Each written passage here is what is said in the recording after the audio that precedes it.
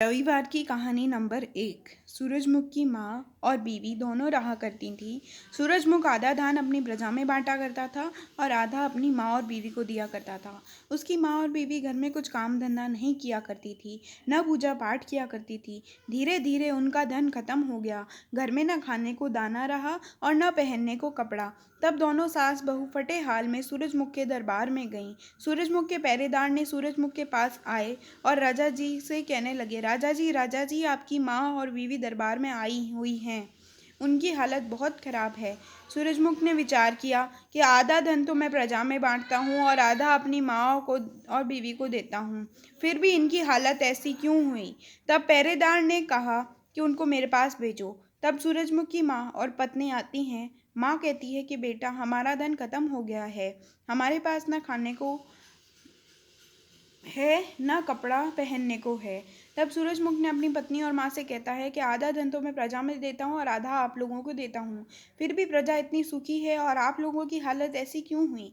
तब सूरजमुख की पत्नी को 5 गट्टे देता है और कहता है कि आप लोग नियम बना लो, आपकी बहू रोज 5 घरों में जाके गट्टे खेल के आएंगी, 5 घरों में जाके गट्टे खेल कर फिर कुछ काम करे। तब सास बहू गट्टे लेकर आती है और कुछ काम नहीं करती है और सास बहू गट्टे लेकर आती है और कहती है कि आओ बहन गट्टे खेलोगी। तब पड़ोसन कहती है कि ना बाबा ना, मुझे तो बहुत काम है, मुझे पानी लेने जाना है। तुम्हारा क्या काम है, तुम तो महाराजा की पत्नी हो, तुम्हें तो क्या कमी है। तब दूसरी के पास जाती है, वह भी कहती है कि मुझे चूल्हा चौका करना है। तीसरी के पास जाती है तो वह कहती है कि मुझे कपड़े धोने हैं। चौथी के पास जाती है तो वह कहती है कि मुझे पूजा पाठ करना है। पांचवी के पास जाती है तो वो कहती है कि मुझे खाना बनाना है, सफाई करनी है। इस प्रकार दिन ढल जाता है और उसके साथ कोई भी गट्टे नहीं खेलने आता है। वह निराश होकर आती है। तब सास पूछती है कि बहू खेल आई गट्टे। तब वह कहती है कि नहीं माताजी, मेरे साथ गट्टे खेलने के लिए किसी के पास समय नहीं था। तब सास बहू विचार करती है, क्यों ना हम सबकी तरह सुबह सुबह उठ के काम धंधा किया करें। दोनों सास बहू ने सुबह सुबह उठ के एक नियम बना लिया कि वह काम धंधा करेंगी, पूजा पाठ करेंगी और उनके धन की बहुत बरकत होने लगी। वह बहुत धन बचने लगा। तब एक दिन सूरजमुख के दरबार में सूरजमुख से मिलने गई तो पहरेदार ने सूरजमुख से कहते हैं कि आपकी पत्नी और आपकी माँ आपसे मिलने आई हैं, उन्होंने बहुत ही कीमती वस्त्र पहने हुए हैं।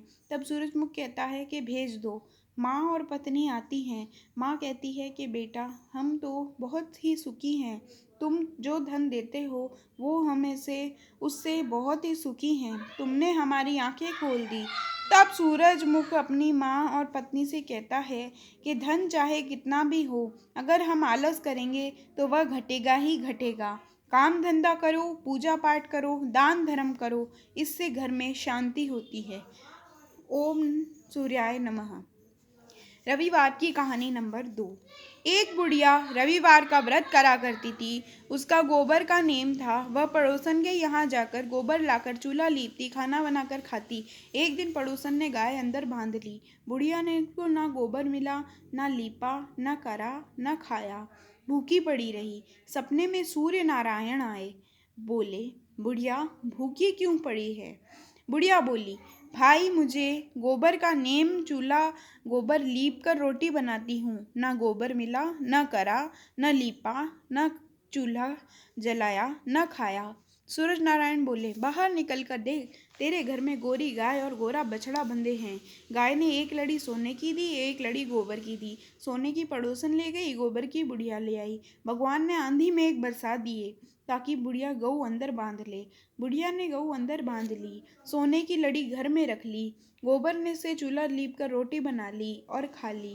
पड़ोसन को गुस्सा आ गया। उसने राजा से शिकायत कर दी कि बुढ़िया की गऊ तो सोना देती है, ऐसी गऊ तो राजा महाराजा के पास होनी चाहिए। राजा ने नौकर भेजकर गऊ मंगा ली। राजा बोले कि गलीचे बिछा दो, गऊ सोना देगी।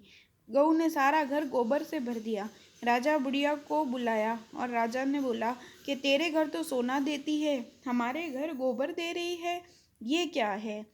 तो बुढ़िया बोली कि मेरा तो गोबर का नेम था, मैं गोबर से लीप के खाना बनाकर खाती हूँ।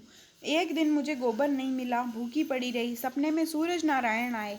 देखे कि उन्होंने कहा कि बुढ़िया माई भूखी क्यों पड़ी है, भूखी क्यों सो रही है। मैंने कहा कि बेटा मेरा गोबर का नेम है, आज गोबर नहीं मिला। तो उसने बाहर जाकर देखा तो मैंने देखा कि एक गोरा गऊ और एक गोरी बछड़ा खड़ा है। तो गऊ ने एक लड़ी सोने की दी, एक लड़ी गोबर की दी। एक लड़ी गोबर की तो पड़ोसन ले गई, सोने की तो पड़ोसन ले गई, गोबर की मैं ले आई। एक दिन मैंने आंधी बेग बरसा तो मैंने गऊ अंदर बांध ली। जब देखा तो एक लड़ी सोने की थी और एक लड़ी गोबर की। उस दिन पड़ोसन को सोना नहीं मिला तो उसने आपसे चुगली कर दी। मुझे तो सूरज नारायण ने दी है। आज से राजा ने बुढ़िया को गऊ और धन दिया और राज्य में एक नियम बनाया, जो सूरज नारायण का व्रत रविवार के दिन करेगा उसके घर में 16 आने के सिक्के भेजे जाएंगे। तो जो सवा सवा वर्ष के लिए, सवा साल के लिए सूरज नारायण के रविवार का व्रत रखेगा उसे सम्मानित करके इनाम दिया जाएगा। पड़ोसन को दंड दिया जैसे किसी को ना आवे, जैसी बुढ़िया को आई वैसी सबको आवे। कहता ने सुनता ने हुकारा भरता ने, अपना सारा परिवार ने आवे। जय बोलो सूरज नारायण की जय। इस गाथा को करने के लिए आप सबसे पहले एक पाटा बिछाएं, उस पर सूरज नारायण का चित्र या फिर सूरज नारायण को रोली से बनाएं।